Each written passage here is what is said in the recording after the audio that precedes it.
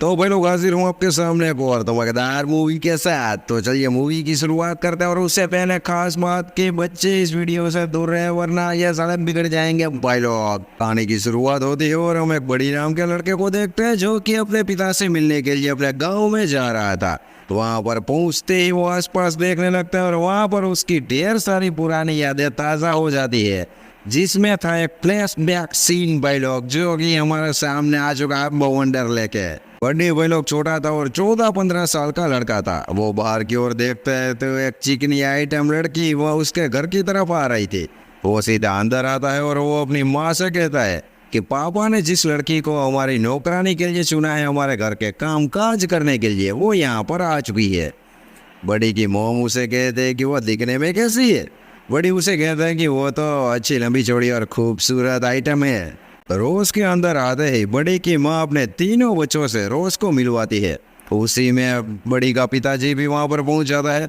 वो रोज का वेलकम करता है और उसे कहता है कि अभी तुम हमारे साथ ही यहाँ पर रहोगी और तेरे साथ जो भी पास्ट में हुआ है वो सारी चीज़ें तुम भूल जाओगी। बड़ी बहनों की बेटा बेटा ये सारी चीज़ें ध्यान से सुन रहा था। उसे मन में चुल मची हुई थी। उसे यह जानना था कि रोज के साथ आखिर पहले क्या हुआ था। रोज वह लोग तीनों बच्चों के साथ अच्छे से घुल मिल चुकी थी, लेकिन बड़ी पीछे बैठा बैठा हुआ गौर से उसे देख रहा था क्योंकि उसके मन में रोज के लिए थोड़े से अलग ही फीलिंग जाग चुकी थी। वो सभी डिनर कर रहे थे, तभी बड़ी का पिता खाने की तारीफ करते हुए रोज की ईंट पर एक थप्पी मार देता है और रोज यहाँ से शर्मा करके वहाँ से निकल लेती है। बड़ी और उसके तीनों भाई बहन को लग रहा था कि रोज और हमारे पिताजी के भी थोड़ा सा चक्कर चल रहा है, इसीलिए वो तीनों मिलकर वो रोज और अपने पिता का फुल ऑन मतलब कि क्या बताऊं भाई लोग, मैं आपको देखा देखी कर रहे थे, वहाँ पर नजर रख रहे थे। शाम होती है और बड़ी की माँ को कहीं पर जाना होता है, इसलिए वो वहाँ से निकलने दी। और अब यहाँ से भोकाल शुरू होता है, तो जरा ध्यान से देखिएगा ये भोकाल। बड़ी के पिताजी एक रूम में नीचे बैठे हुए थे, तभी वहाँ पर रोज पहुँच जाते हैं और उसे कहती है कि मैं आपसे बहुत ही ज़्यादा आपको पसंद करती हूँ। अभी भाई लोग यहाँ पर सिचुएशन कंडीशन ऐसी हो चुकी थी कि मैं क्या बताऊँ इस बूढ़े बवाल की आइटम की भाई लोग में। अभी यहाँ पर दोनों एक दूसरे को कंट्रोल खो बैठते हैं और थोड़ी सी रंगबाजियाँ शुरू कर देते हैं, लेकिन बीच में बड़ी के पिताजी को पता चलता है कि ये सारा जो कुछ भी मात्रा हो रहा है वो बिल्कुल गलत है। इसलिए वो अपने आप पर कंट्रोल करके उठ जाते हैं और रोज को डांट देते हैं कि ऐसा मत करना बावली आइटम। बेचारी रोज वहाँ पर बैठे बैठे रोने लगती है और वो बड़ी के पिताजी से कहते हैं कि मेरे अंदर थोड़ी सी बीमारी है, तो मैं अपने आप को थोड़ी सी कंट्रोल नहीं कर पाती।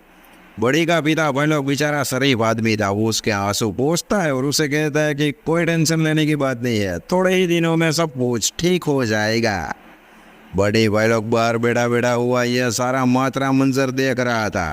देर रात होती है भाई लोग और रोज पहुंच जाती है बड़ी के रूम में। वहाँ पर वो उसे कहते हैं कि मुझे थोड़ी सी नींद नहीं आ रही है, इसलिए मैं तुम्हारे साथ यहाँ पर सो सकती हूँ। बड़ी कहता है कैसी और बेबी कोई बात नहीं है, सो जाओ पास में। दोनों सोने लगते हैं भाई लोग।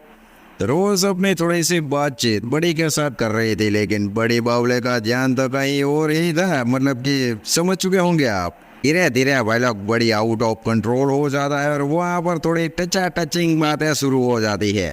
रोज भी अपने आप पर थोड़ी सी कंट्रोल नहीं कर पाती और वहाँ पर घिनौना मंजर हम सभी को देखने मिलता है, लेकिन मैं वो मंजर आपको दिखाऊंगा नहीं क्योंकि ये वीडियो बच्चे देख रहे होंगे और ये बिगड़ जाएंगे बावले।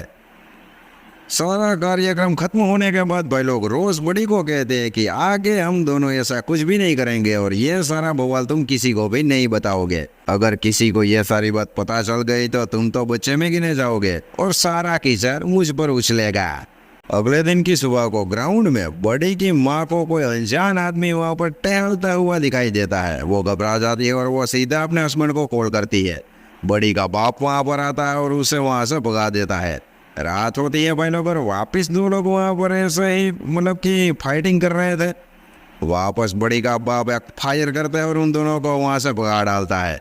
यहाँ पर बड़ी के बाप को पता चल चुका था कि ये दोनों रोज के पुराने एक्स बॉयफ्रेंड है। बड़ी का बाप रोज को कहता है कि ये सारी कालाकंडी बावली हरकतें यहाँ पर नहीं चलेगी, तुम उन दोनों को कह देना कि वो यहाँ पर आए ही नहीं। तो रोज उसे कहते हैं कि मैं उन दोनों को समझा दूंगी, वो यहाँ से दूर ही रहेंगे। अगले दिन भाई लोग हम देखते हैं कि रोज जेल में बंद है और बड़ी और उसका बाप उसे छुड़ाने के लिए पुलिस चौकी में पहुंच चुके थे, क्योंकि रोज ने किसी पुलिस ऑफिसर को गालियां वालियां दी थी। और घर पर आकर भाई लोग बड़ी का बाप रोज को अपने घर में रखने के लिए राजी नहीं था, वो उसे वहां से निकाल देना चाहता था। लेकिन यहाँ पर थोड़ी सी दिक्कत वाली बात हो जाती है, क्योंकि रोज बीमार हो जाती है और उसे तुरंत हॉस्पिटलाइज करना पड़ता है।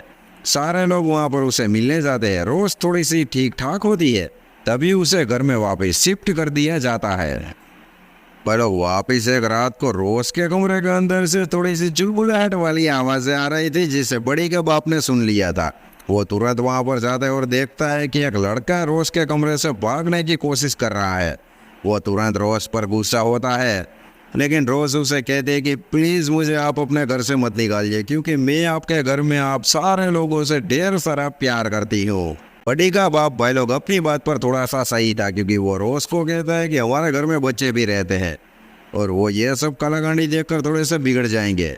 अगले दिन बड़ी का बाप रोज को कहता है कि मैंने तुम्हारे लिए एक डेयरी फार्म में काम ढूंढ लिया है। लेकिन रोज तो वहां से कहीं और जाना ही नहीं चाहती थी भाई लोग। वो बड़ी का बाप से कहते हैं कि मैं प्रेग्नेंट हूँ और मैं अपने बच्चे का जन्म किसी डेयरी फार्म में नहीं देना चाहती। बड़ी के बाप को यहाँ पर अच्छे से पता चल चुका था कि यह डेढ़ सानी झूठ बोल रही है, इसीलिए वो उसका चेकअप करवाने के लिए अपनी बीवी के साथ रोज को लेकर किसी अस्पताल में पहुंच जाता है। डॉक्टर वहाँ पर भाई लोग सब क्लियर करता है बड़ी के बाप से कि रोज कभी भी प्रेग्नेंट नहीं हो सकती। दरअसल उसके अंदर छोटी सी बीमारी हो चुकी है गलत काम के कारण, क्योंकि वो अपने आप पर कभी भी कंट्रोल नहीं कर पाएगी। वो सारे लोग मायूस होकर घर पर पहुंच जाते हैं और यहाँ पर बड़ी भाई लोग मौका देखकर रोज को प्रपोज कर देता है। रोज उसे कहते हैं कि अभी तुम बचे हो और हमारे बीच में ये सब कभी भी नहीं हो सकता और शादी तो बिल्कुल भी नहीं हो सकती बावले, तुम घर जाओ और पढ़ाई बढ़ाई करना है। वैसे भाई लोग अभी यहाँ पर रोज उस पुलिस वाले को डेट करने लगी थी, जिसने उसे थोड़ी सी गालियाँ बालियाँ दी थी। वो पुलिस वाला भाई लोग एक दिन रोज को प्रपोज कर देते हैं और रोज यहाँ पर मान जाती है। थोड़े ही दिनों के बाद उन दोनों की शादी हो चुकी थी, जिसमें बड़ी और उसके बाप यानी कि पूरी फैमिली शामिल थे। वो सारे लोग बहुत खुश थे, क्योंकि यहाँ पर रोज अपनी एक नई लाइफ सेटलमेंट वाली शुरू करने वाली थी। कहानी भाई लोग वापिस अपने सही वक्त पर आती है, जहाँ पर बड़ी अपने बाप से मिलता है और उसे कहता है कि रोज कैसी और कहाँ पर है। बड़ी का बाप उसे कहता है कि रोज के पिछले हफ्ते ही मौत हो चुकी है। बड़ी भाई लोग यहाँ पर बेचारा मासूम सा दुखी और रोने लगा था, लेकिन बड़ी का बाप उसे कहता है कि हौसला रखो, क्योंकि रोज ने अपनी लाइफ फुल ऑन टसन वाली जी है। और इसी के साथ भाई लोग यहाँ पर हैप्पी बोलूँ या सैड बोलूँ ये मुझे भी नहीं पता, आप बताना कि ये सैड एंडिंग बोलनी चाहिए या हैप्पी एंडिंग। और मैं मिलता हूँ अगली वीडियो में, तब तक के लिए जय हिंद जय भारत।